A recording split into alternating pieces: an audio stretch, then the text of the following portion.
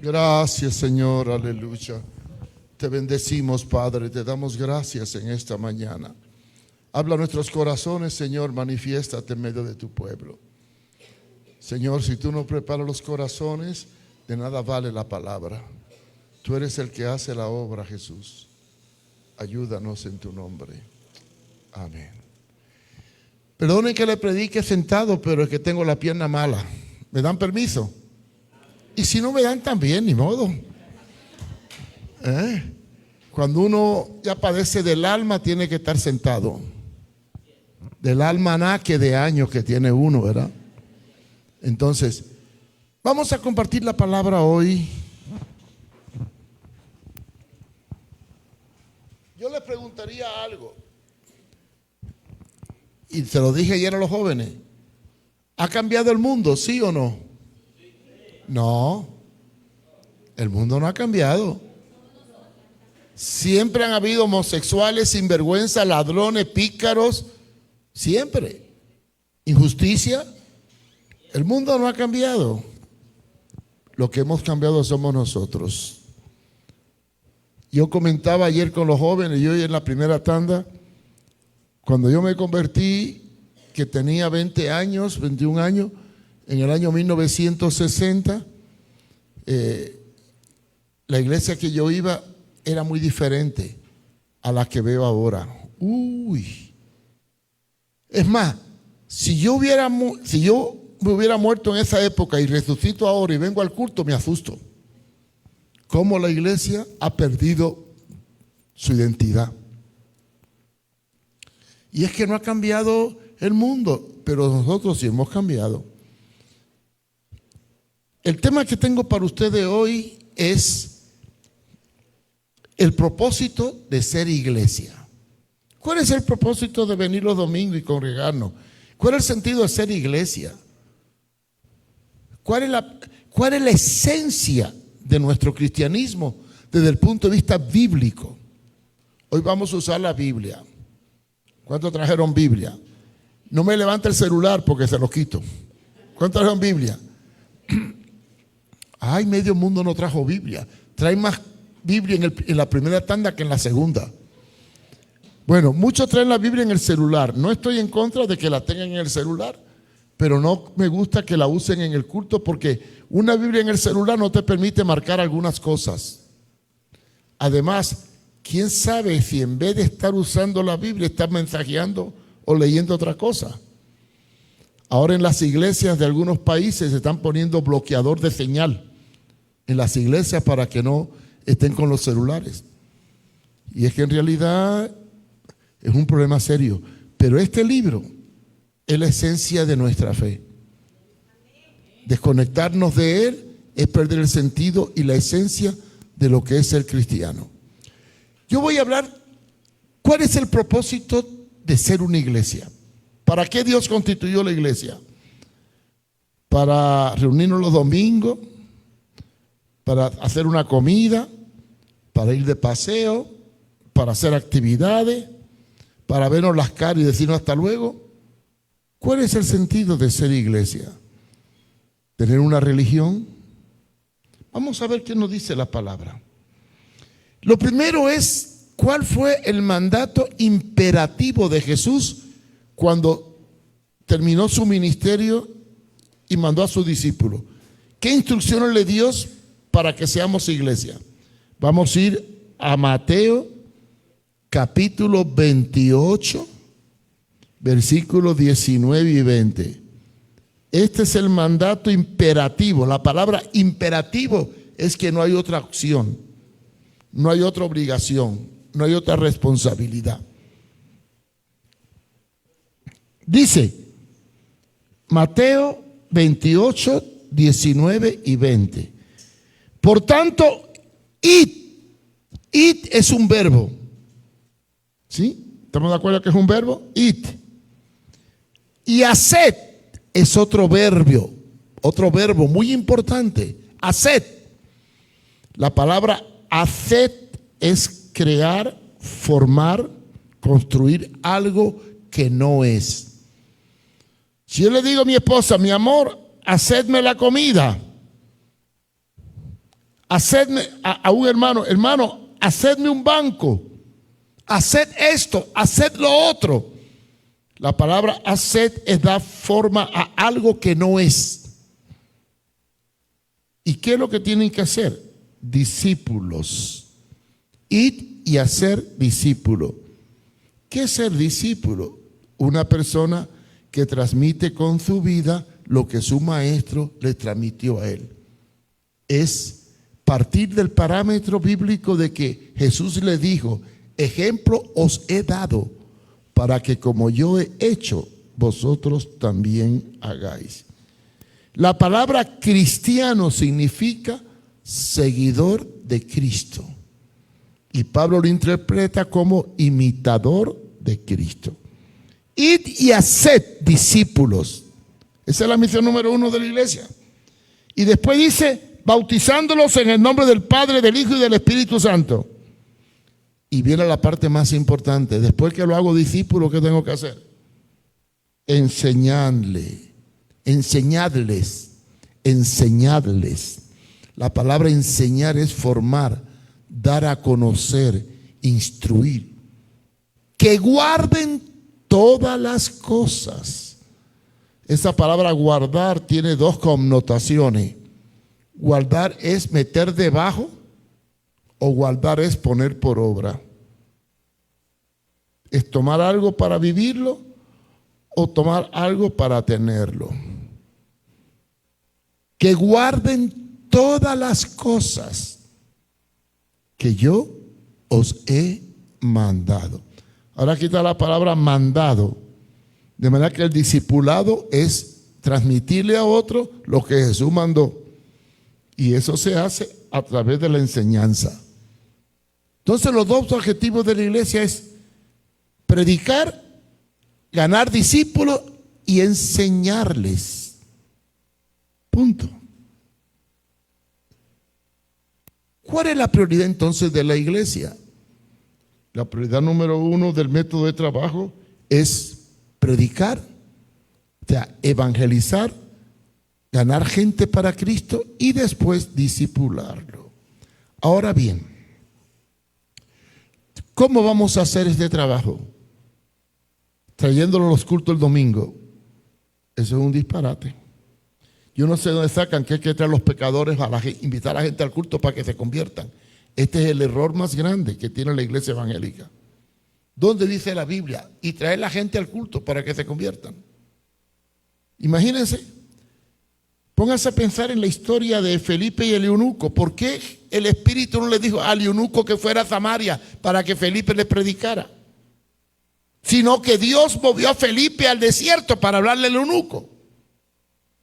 ¿Quién va a quién? ¿El pecador a la iglesia o la iglesia al pecador? Bueno, en Hechos capítulo 5, Hechos 5, 42, está cuál debe ser el trabajo de la iglesia para hacer discípulos y enseñarles. Acuérdense que dos cosas: hacer discípulos, evangelizar, y después de evangelizarlo y ganarlo, enseñarlos, doctrinarlos. Pero en Hechos 5:42 se dio la metodología de trabajo de la iglesia primitiva.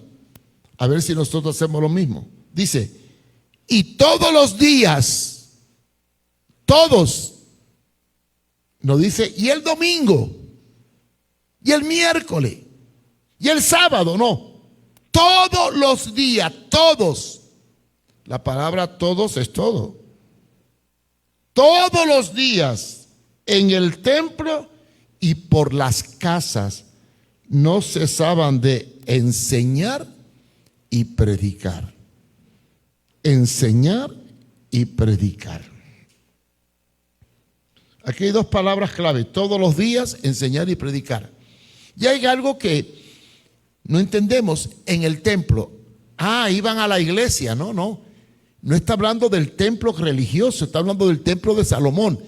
Y voy a explicar esto para que entiendan por qué tenían que ir a evangelizar al templo, que es igual ir a las calles. Miren, cuando yo hablo de una ciudad, latinoamericana, dominada por el catolicismo romano, por lo general el parque central de la ciudad está frente a la catedral. ¿Saben ustedes que la mayoría de los países comienzan a medir su distancia partiendo de lo que le llaman el parque central? Teóricamente, el parque central de Tegucigalpa es el punto de partida para medir a todo el país. ¿Lo sabían o no lo sabían? No lo sabían. ¿Quién lo sabía? Levante la mano. Bueno, de la catedral, del punto central del pueblo, emana todas las direcciones y es el centro de convergencia de todo el mundo. En Jerusalén, el centro principal era el tabernáculo. Frente al tabernáculo había una plaza y había un mercado. Recuerden que Jesús fue al templo y desalojó el mercado lleno de cambistas que vendían de todo, ¿se acuerdan? Bien. Entonces, el centro que la gente iba más es al parque central. Y el parque central en esta época era el templo de Salomón, que era el centro más importante de Jerusalén, a donde iban todo el mundo a peregrinar para adorar a Jehová. Entonces, como el templo era el parque central, allí iban los discípulos a predicar afuera. Y la prueba está que en el capítulo 2 del libro de los Hechos, después del avivamiento de Pentecostés, y que la gente trajo todos los bienes a los discípulos, en el capítulo 3 de Hechos, Pedro y Juan van al templo a orar y a alabar. Y se encuentran a un paralítico. Es curioso, ¿verdad? Anteriormente le habían dado a los apóstoles todos los bienes, dineros, ofrendas, los bienes, habían dado todo. Y resulta que el pobre Pedro no cogió nada, porque llegó al templo de Hermosa y el paralítico le pidió una limosna y le dijo: no tengo ni oro ni plata. O no tenía nada o era un mentiroso. Pero es que los predicadores no andaban detrás de la movida, como hoy en día muchos que van detrás de la movida. Entonces la iglesia primitiva predicaba en las calles, en las plazas, frente al templo.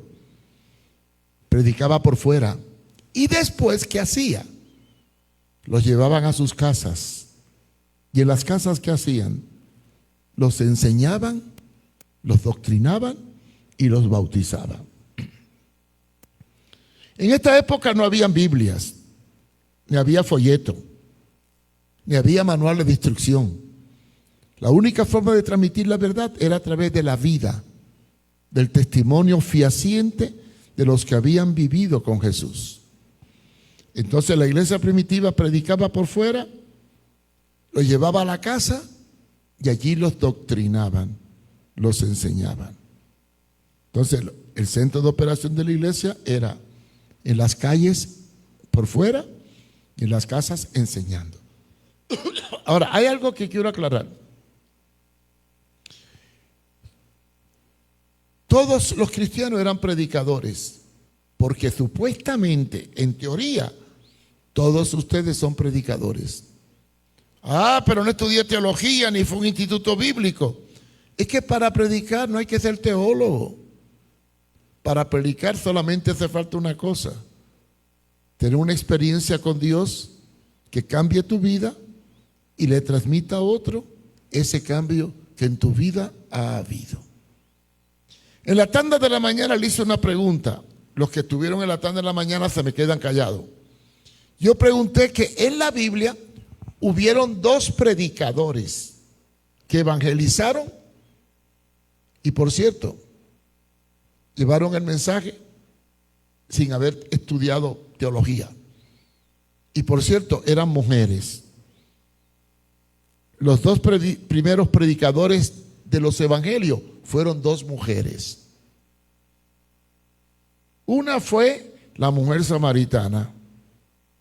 Cuando Jesús le dijo: 5 maridos has tenido y el que ahora tiene no es tu marido, salió corriendo a contarle a la gente que había encontrado al Mesías. Es un mensaje, ¿sí o no? ¿Predicó o no predicó? Contó lo que había encontrado. Y la segunda mujer que predicó fue María Magdalena, que fue la primera que vio a Jesús resucitado. y le fue a dar el mensaje a los apóstoles. El Señor ha resucitado. Y después otro predicador que no hablaba. No hablaba. Predicaba caminando sin hablar. ¿Quién cree que era? Lázaro. Sí, Lázaro. Imagínate que tú sepas que uno está muerto y después lo ve caminando y te dicen que Cristo lo resucitó. ¿Qué más temor tiene que darle? Predicar no es dar un sermón, es dar un testimonio. Es compartir tu experiencia, lo que Dios hizo en tu vida. Si ustedes tienen a Cristo y lo han recibido, todos ustedes tienen un mensaje que dar. Si se lo callan, es problema de ustedes. Todos tenemos que compartir lo que por gracia hemos recibido. De manera que en aquella época todos los convertidos predicaban con sus vidas, hacían discípulos y los llevaban a sus casas. Y yo pregunto, ¿qué pasaría si cada uno de ustedes predicara su vida y compartiera su experiencia con Dios a otra persona y te lo ganara al Señor y después lo llevara a tu casa y lo enseñara la palabra? ¿Qué ocurriría? La iglesia se multiplicaría de una manera saludable. ¿Qué problema tenemos nosotros? Creemos que con el activismo vamos a crecer. Y el activismo no da crecimiento. Impide que nos preparemos para hacer la gran comisión. Enseñarle a la gente que guarden todas las cosas que Jesús manda. Ahora bien, ya tenemos que la iglesia fue a predicar, se ganó gente, lo llevaron a las casas. ¿Y ahora qué? Se reunían el primer día de la semana. ¿Para qué se reunían? ¿Para traer gente inconversa para que se convirtieran? Hay un secreto. En la iglesia primitiva, cuando se reunían todos los discípulos con los apóstoles, el culto era privado y secreto. No tenían un lugar fijo de operación, no tenían edificio, no tenían templo, no tenían instrumentos tan fuertes, no tenían micrófono, pero se reunían. Y eran cientos y miles, y se reunían. Yo no sé cómo tenían la voz para predicarle a tanta gente, pero sin micrófono le predicaban a la multitud. Y se reunían una vez a la semana en un solo lugar. Pero ¿cómo eran los cultos? Fíjense bien, los ganaban en las calles, los doctrinaban en las casas y los llevaban a la reunión de los apóstoles. Pero ¿podía entrar a la reunión del apóstol cualquiera que se convirtiera? Sí. Y si no se convertía, ¿podía entrar? ¿Qué requisito había para poder ir a esa reunión? Uno sencillo: ser llevado por alguien que lo enseñó y lo doctrinó. ¿Hazle alguna pregunta? Levante la mano el que la sepa, porque al fin y al cabo los cultos deben ser interactuados. ¿Qué personajes de la Biblia? Todos se convirtieron por medio de alguien. Todos. Por ejemplo, el eunuco se convirtió porque el Señor le llevó a Felipe al desierto, ¿verdad? Entonces, la pregunta mía es, ¿qué personaje de la Biblia se convirtió sin que nadie le hablara de Jesús?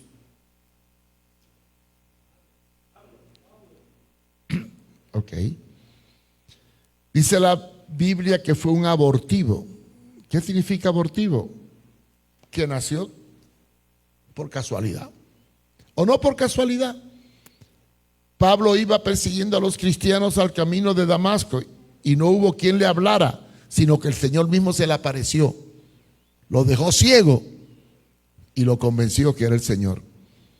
Después interviene Ananías, que le hace recuperar la vista, y después lo bautizan y Pablo se dispara a predicar solo por ahí. Se va, primero va a su tierra, a Tarso, a dar testimonio. Después se va a Damasco a predicar. Pero no tenía a nadie, andaba suelto. Era un cristiano suelto. Se convirtió sin que nadie le hablara. Nadie lo llevó a su casa, nadie lo doctrinó, nadie lo discipuló. y estaba suelto. Y ahora viene el problema. Hechos capítulo 9, versículo 26. Hechos 9, 26.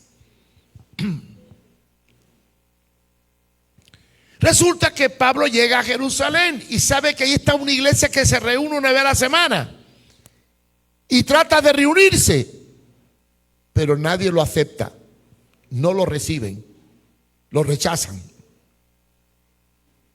¿Por qué? Porque andaba suelto y tenía mala fama. Hombre, si la iglesia tenía miedo, acuérdate que en esta época la iglesia tenía dos enemigos que la perseguían: los judíos radicales y el imperio romano. Perseguían a los cristianos y no querían que se le infiltrara a nadie que le hiciera daño, entonces no aceptaban a nadie. Cuando Pablo llega a Jerusalén, trata de juntarse, pero lo esquivan, lo rechazan. Y dice el versículo 26, ¿lo tienen? Cuando llegó a Jerusalén, trataba de juntarse con los discípulos, pero todos le tenían miedo, no creyendo que fuese discípulo. Y la pregunta es, ¿y por qué no creían que era discípulo? Porque andaba suelto, no tenía nadie que respondiera por él. Entonces dice la Biblia, entonces Bernabé, que lo había conocido ya en Damasco, Bernabé, tomándole, la palabra tomarlo es echarle mano, ¿no? Lo trajo a los apóstoles y les contó lo que Saulo había visto en el camino al Señor. Y entonces le relata la historia de Pablo, y a partir de ahí a Pablo lo aceptan en el culto. Quiere decir que, bíblicamente hablando, según la palabra, se convertían por fuera, se les enseñaba en las casas, y el que los enseñaba los traía a la iglesia. Ahora, ¿a qué venían a la iglesia? ¿A entretenerse? ¿A vender pupusa? ¿A comer juntos? ¿A cantar un corito? No. Iban a la iglesia para que los apóstoles le dieran las directrices para que siguieran enseñando. Porque la única forma de conocer a Jesús era por la transmisión directa de boca a boca, porque no había Biblia. Entonces, ¿qué ocurría? Ellos iban el primer día de la semana a llenar el tanque de combustible sobre el conocimiento de Jesús, para salir a llevar ese mensaje al mundo. ¿Qué hacemos nosotros hoy en día en este culto? Voy a ilustrarlo. Háganse la idea que cada uno de ustedes es un automóvil que tiene que viajar, y vienen a la iglesia a llenar el tanque de combustible, en este caso de la palabra. Llenan el tanque de enseñanza y se van y guardan el carro en el garaje hasta el domingo siguiente, que vienen otra vez con el carro a la iglesia para que llenen el tanque, pero ya no se les puede llenar porque están tan llenos que ya no cabe combustible, porque no han quemado, no han usado lo que han recibido para que Dios le añada más a vuestras vidas. Entonces, ¿qué es el culto del domingo? ¿Es un culto evangelístico? No. ¿Para qué predicamos? ¿Para entretenerlos? No. Yo le predico para enseñarlos. ¿Y enseñarlo a qué? ¿A que vivan una vida rudimentaria haciendo lo mismo cada semana? ¿O aprendiendo a conocer a Jesús para salir afuera y transmitir a Jesús según lo van conociendo? ¿Cuál es el propósito de ser iglesia? 1, dar testimonio de Jesús afuera. 2, traer al convertido a mi casa para enseñarle. Y 3, llevarlo conmigo al culto para que se edifique. Pero hay un problema. ¿Cómo puedo enseñar si no he aprendido? ¿Cómo puedo dar si no tengo? ¿Cómo puedo guiar si no hay quien me guíe? ¿Cómo puedo dar cobertura si no tengo cobertura? ¿Cómo puedo ayudar a otros si no hay quien me ayude a mí? Y ahí es donde viene la falla nuestra. Tenemos cultos, tenemos asientos, tenemos actividades, tenemos gente, pero tenemos una estructura, como dice la palabra, para formar discípulos, dar testimonio afuera y edificarnos aquí dentro. Ahora bien, ¿cuál es el propósito de juntarnos como iglesia? De juntarnos, no ya en la casa, sino en un solo lugar. ¿Cuál es el propósito de ser iglesia?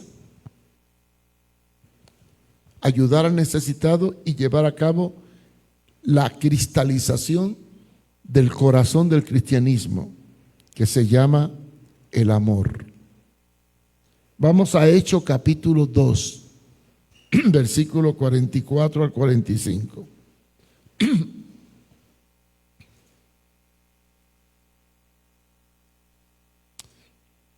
Cuando aquellos se convirtieron y la multitud empezó a congregarse con los apóstoles,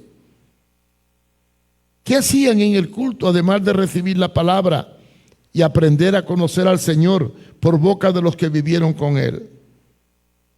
Dice el capítulo 2, versículo 44-45.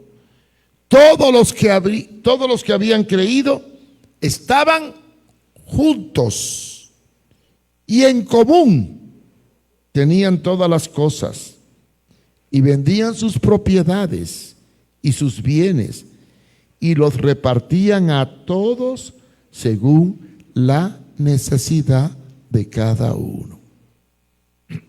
En otra palabra, tenían solidaridad, compartían lo que tenían con el necesitado.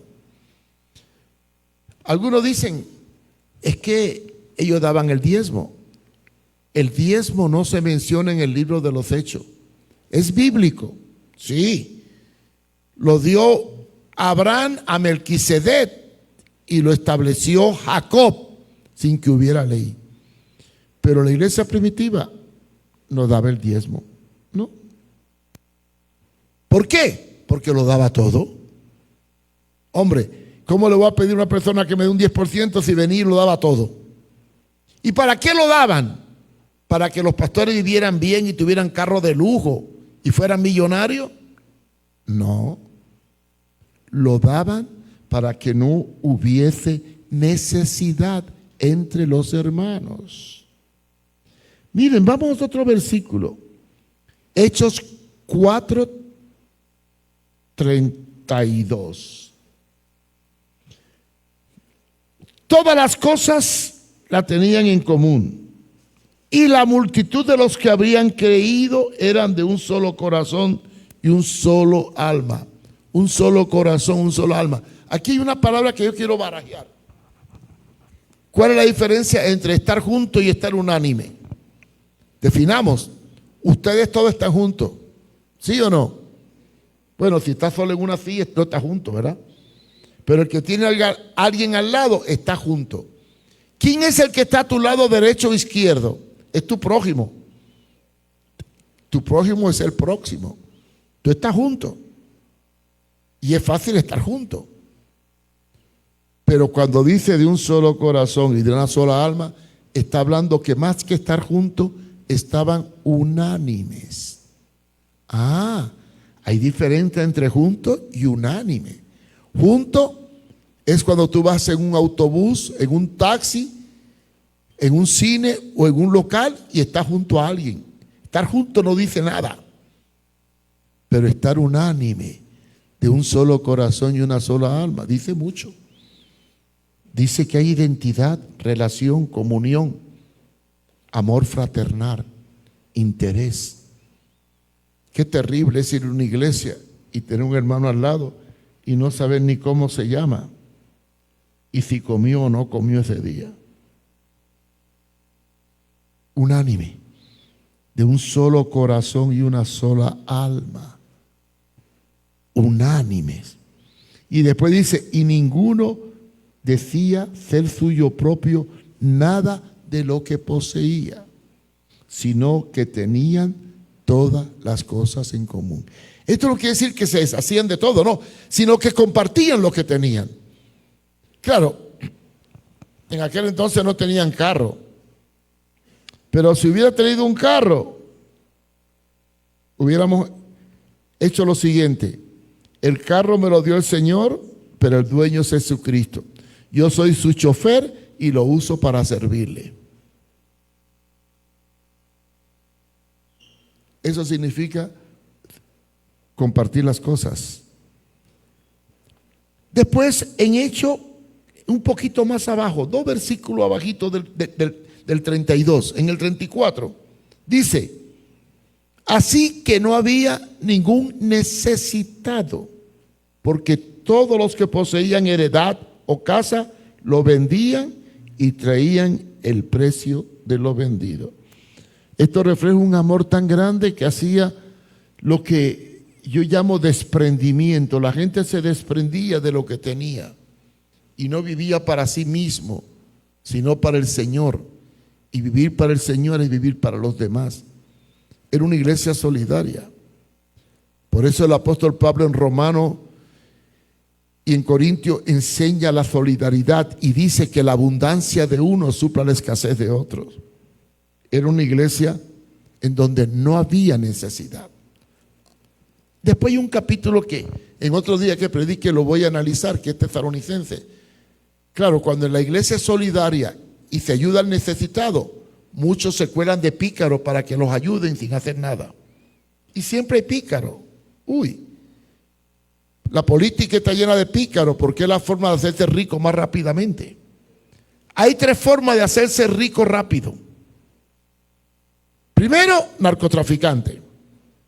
Segundo, político. Y tercero, sacarte la lotería o que te dejen una herencia. No hay otra forma de hacerse rico rápido. El que se hace rico rápido es un pícaro. Sea pastor, sea político, sea empresario. La riqueza no es el producto rápido, es el producto del esfuerzo. Pero si eres cristiano, Dios te puede enriquecer, pero tú vas a compartir y vas a bendecir. En la iglesia primitiva no había ningún necesitado. Habían reglas para evitar que algunos abusaran. Porque esto sí, se atendía a las viudas, los huérfanos, los necesitados. Pero no crean que era así como así. Que ella se quedó viuda, me voy a congregar para que la iglesia me mantenga. No. Habían leyes para la viuda. Si era una viuda joven, que se buscaba un marido. Si era una viuda vieja, entonces la ayudaban, pero investigaban primero, porque había mucho pícaro, como lo hay hoy en día, ¿verdad? Por eso dice la Biblia que por multiplicarse el amor, multiplicarse la maldad, el amor se enfría. Y Pablo habla de qué hacer con los pícaros que, aprovechándose de esta dadivosidad de la iglesia, se colaban para que los mantuvieran. Y dijo que el que no trabaje no coma.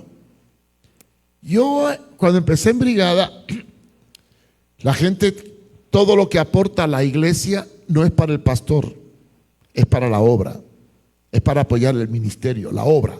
Y la obra no es comprarle un carro al pastor, pagarle un hotel al pastor, darle un sueldazo al pastor que viva mejor que los hermanos. Eso, lo que tú das es para que haya alimento en mi casa y no haya necesidad. Entonces yo cuando empecé en brigada, en el año 70 y pico por ahí, hacíamos asamblea de negocios. Siempre he creído que todo lo que es económico, todo lo que ustedes dan, tienen derecho a saber cómo se usa. Porque la transparencia es un requisito bíblico. Si andamos en luz, comunión tenemos. Nada hay oculto que no se haga manifiesto. Entonces teníamos asamblea para discutir asuntos. Yo me acuerdo que una vez discutíamos asuntos como, por ejemplo, comprar un terreno aquí atrás, comprar cosas para la obra o algún proyecto. Y entonces damos un informe financiero y presentábamos a la iglesia que decidiera si podíamos hacer con el dinero que dieron lo que proponíamos.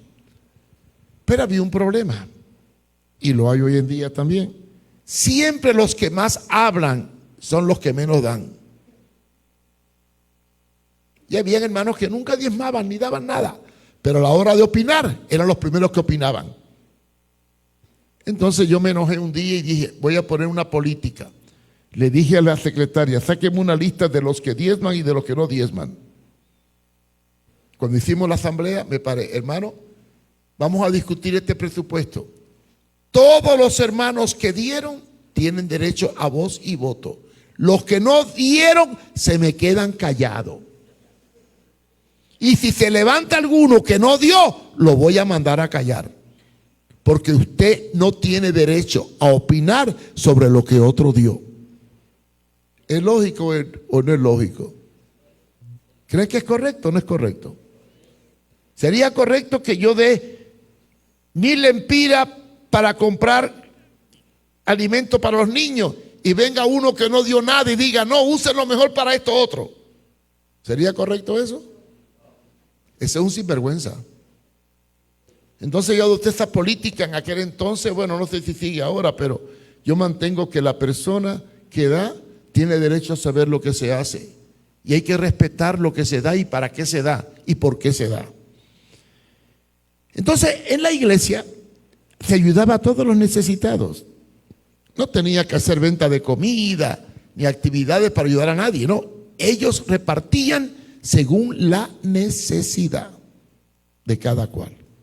Y si había algún pícaro por ahí, el apóstol Pablo ordenaba que lo reprendieran y lo señalaran para que no se juntaran con él. Y lo dice la Biblia, no lo digo yo. Entonces, la iglesia está puesta, primero, para dar testimonio de Cristo. Segundo, para enseñar. Tercero, para edificarse y ayudar a los necesitados. Son las tres cosas. Tristemente, hay una cosa que estamos fallando: la enseñanza. No estamos enseñando a la gente en la palabra porque tenemos tanto activismo, estamos tan ocupados en tantas cosas que no tenemos tiempo de sentarnos a estudiar la palabra. Y máxime en estos tiempos difíciles y frente a lo que viene. Yo tengo un libro allá afuera, no sé cuántos lo compraron, Hacia un futuro decepcionante. Yo se lo doy bien barato, el costo de imprenta casi y de trabajo. Los libros valen 200, 300. Yo nada más quiero una 120 porque quiero que sepan lo que viene. Lo que viene. La iglesia está durmiendo. Miren Nicaragua, miren Europa, miren lo que está pasando en California, que acaban de hacer una ley para quitarle los hijos a los padres, que no los dejen cambiar de sexo. Ayer salió en la tribuna, lo escribí. Miren lo que está pasando y la iglesia está distraída.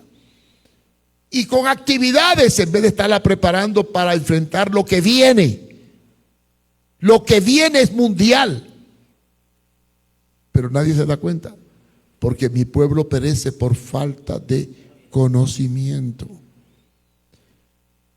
Lo más terrible es, bueno, yo me acuerdo que empecé hace 2 años, creo, un instituto bíblico aquí para preparar gente.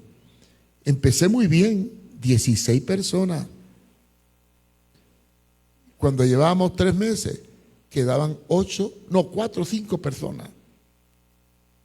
¿Por qué? Porque había tantas actividades que no podían venir a las clases. Entonces, ¿de qué nos vale tener tanto activismo si no estamos cumpliendo las 2 cosas prioritarias de la iglesia? Hacer discípulos y enseñarles. Y para ser discípulo hay que ser discípulo. Y para enseñar hay que saber. Y para saber hay que aprender. Y para aprender hay que tener quien te enseñe. Este es el problema que tenemos como iglesia. Y no de brigada, ojo, todas las iglesias están iguales. ¿Qué concierto? ¿Qué desfile? ¿Qué esto? ¿Qué lo otro? 20,000 tonterías. Y la gente no estudia la Biblia. Mire, yo me he encontrado cristianos de 10 años que le hago preguntas facilísimas y se me quedan perdidos. Cuando yo voy a las iglesias a predicar, me gusta probarlo. Y a veces hago un chiste. A ver, hermano, estoy predicando. Hermano, ahora vamos a buscar Jericó 4:15. Y empiezan los hermanos. Jericó, Oye, un cristiano de 5 años buscando Jericó 4:15. Ay, madre mía. No saben ni los libros de la Biblia, pero están llenos de actividades. Conciertos pagados, seminarios pagados, emociones pagadas. Pero cuando van a la Biblia, le pregunta algo y no saben nada. Hasta buscan Jericó 4:15 cuando no existe. Cuidado, lo busque usted también ahora, ¿no? Ahora viene la otra parte.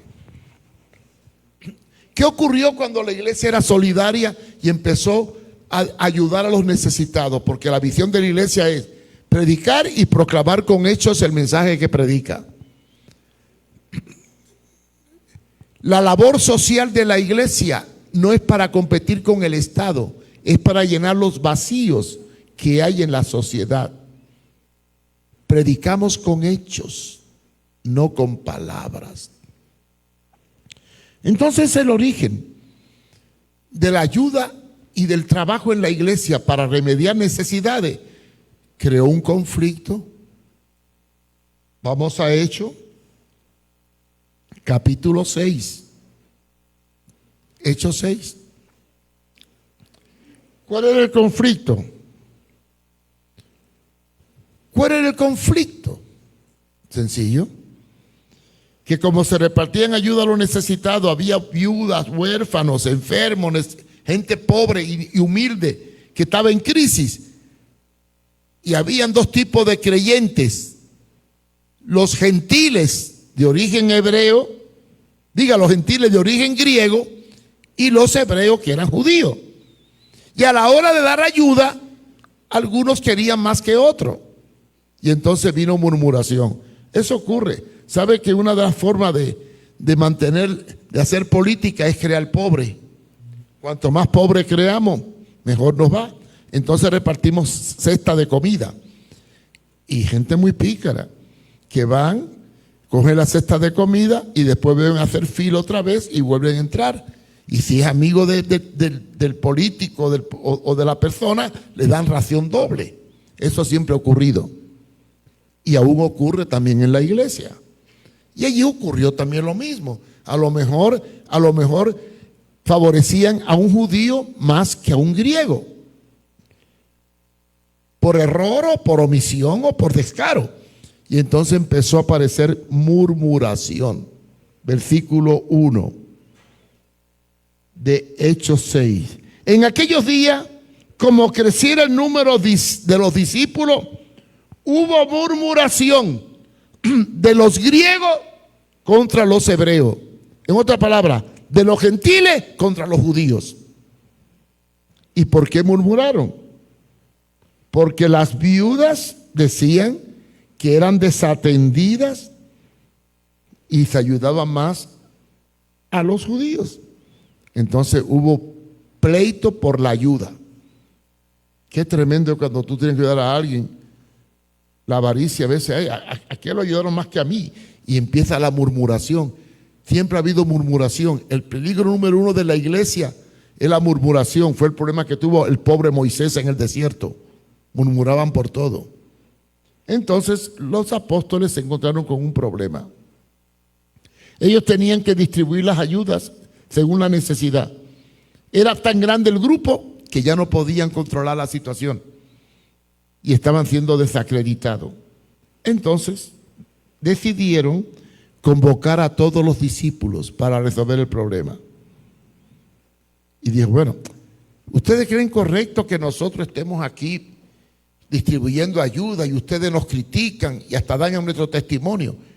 ¿Por qué no hacemos una cosa? Nombremos a 7 personas entre ustedes que hagan este trabajo. Y nosotros nos dedicamos a la enseñanza de la palabra.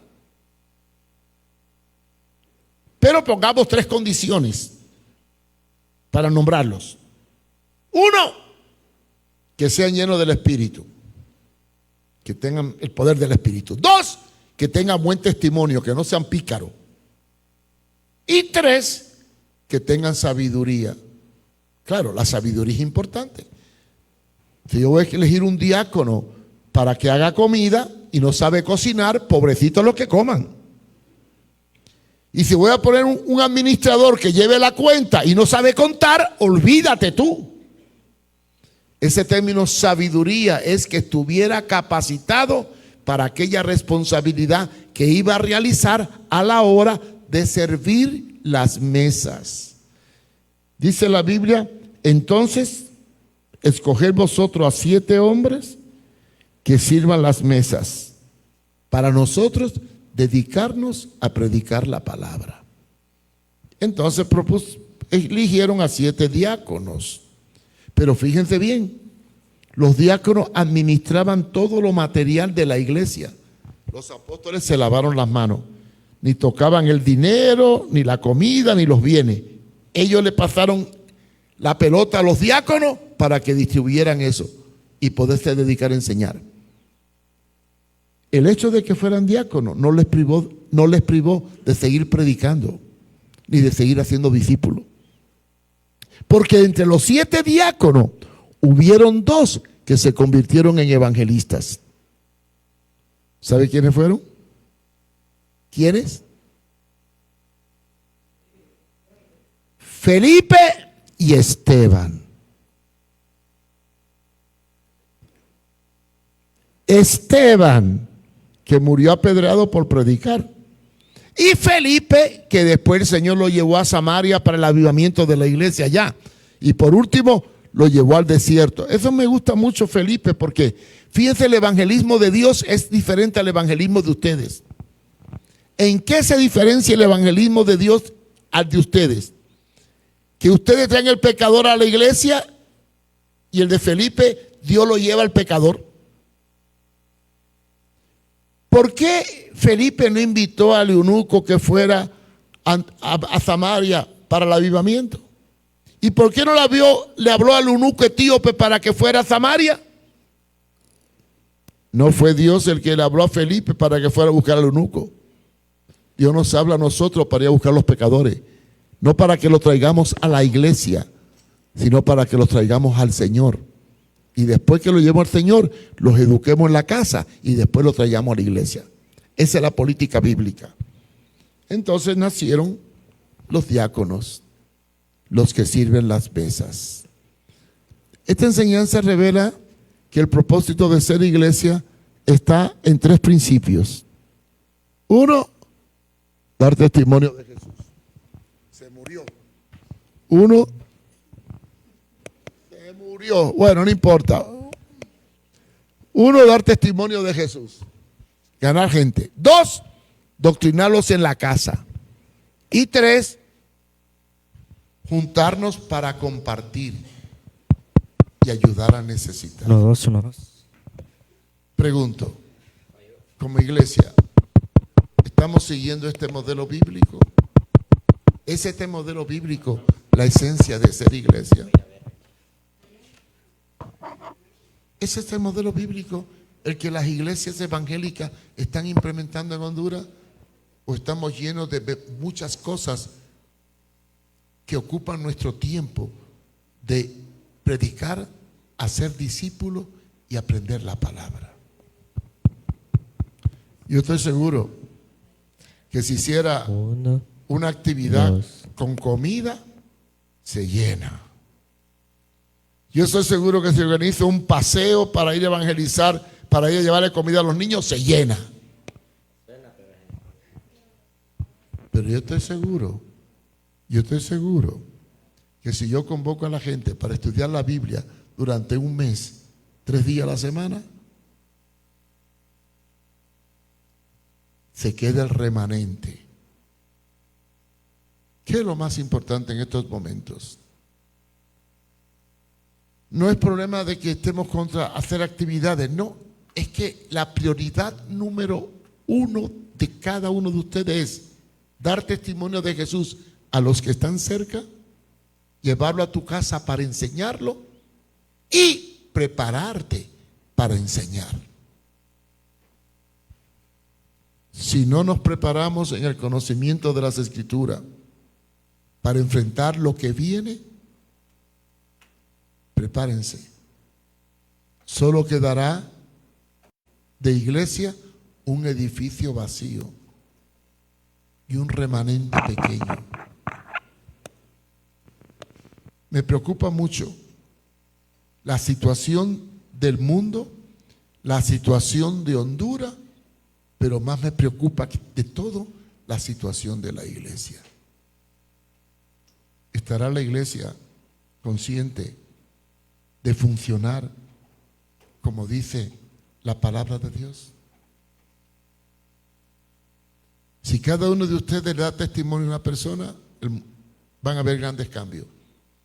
En el año 1980 por ahí, aquí en Brigada había un gran avivamiento. Y un día se me ocurrió predicar un sermón basado en Onésimo. Filemón, léanse la epístola a Filemón. Filemón fue un discípulo de Pablo. Pablo cayó preso, le cayó en la reja, en la Bartolina le cayó otro preso que se le había escapado a Filemón porque le había hecho una trastada, le había robado, y Pablo lo evangeliza en la celda y se convierte. Y uso una palabra que yo hice un tema. Dije a los jóvenes en aquel entonces: el que no se multiplique y gane uno, lo vamos a decretar estéril, enfermo, porque todo lo que tiene vida se reproduce. El que no gane a uno es estéril. Entonces, así que por favor, tienen que embarazarse. ¿Qué significa eso de embarazarse? Pablo dice: os engendré en mis prisiones. La Biblia es la palabra. La palabra da vida. La palabra es el esperma. Tú pones el esperma en el corazón y el Espíritu hace la obra de conversión. Cuando tú con una persona y le empiezas a dar la palabra, tú lo estás engendrando. Y cuando se convierte, lo pariste. Se convierte indirectamente en un hijo espiritual tuyo. Entonces, cuando puse ese lema, muchos jóvenes se preocuparon de ganarse a otros. Pero a veces, como se convertían en el culto, la gente venía y se convertía porque venía la gente solo. Ahí estaban peleándose para cuando uno se convertía, tomarlo como discípulo y embarazarse con alguien. Y eso fue un problema tremendo porque hasta se peleaban. Se peleaban por una persona para ayudarlo. Hoy más bien se pelean por no hacerlo. El mundo ha cambiado. No, la gente ha cambiado. Si nosotros, fíjense bien, si hoy, el día de hoy, cada uno de ustedes sale comprometido a evangelizar a una persona, ganarlo, doctrinarlo y llevarlo a su casa, y esto lo hacen en 6 meses, y ahorita tenemos una iglesia de 300, tendríamos en el proceso de un año 600, y en 2 años 1200. Pero el problema no es tener 1200. El problema es que cada uno de los 1200 tenga a alguien que lo ayude, que lo cuide y que vele por él para enseñarlo y guiarlo en la vida cristiana. Y el factor determinante de la enseñanza no es solo el conocimiento, es el poder transformar el conocimiento en vida para que seamos cartas escritas, no con tinta, sino con el Espíritu del Dios vivo.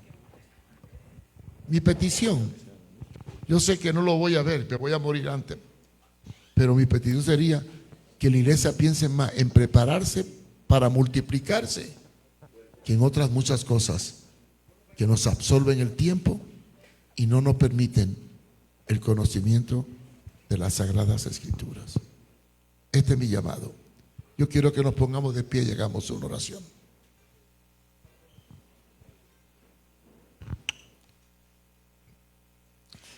Amante Dios y Padre eterno, Venimos delante de ti como iglesia para pedirte que nos dé conciencia de que en el lugar en que estamos tenemos un testimonio que dar. Y que estemos preparados no solamente para dar testimonio de ti, sino para tomar a ese que sea fruto del testimonio y poderlo llevar a mi casa para compartir con él tu palabra, ayudarlo a crecer y traerlo después a la congregación para que forme parte de la comunidad. Que lo que hagamos, Señor, lo hagamos porque somos conscientes que la mayor actividad que podemos realizar es llevar a cabo la gran comisión. Id y hacer discípulos y enseñarles que guarden y vivan todas las cosas que tú nos has ordenado. Ayúdanos en esta misión para que podamos, en estos tiempos difíciles que vivimos, poder ejecutar aquello que tú quieres.